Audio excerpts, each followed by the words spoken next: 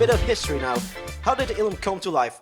Well, as you might have deduced from the previous slides, Ilum was born out of frustration.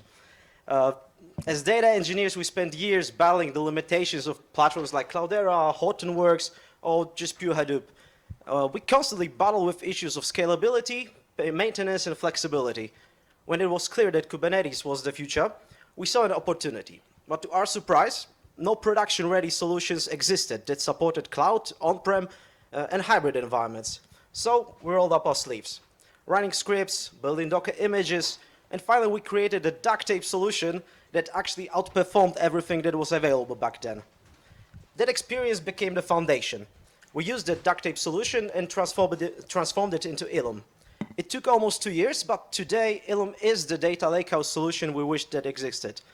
A flexible solution built to simplify data operations and give organizations control over their infrastructure.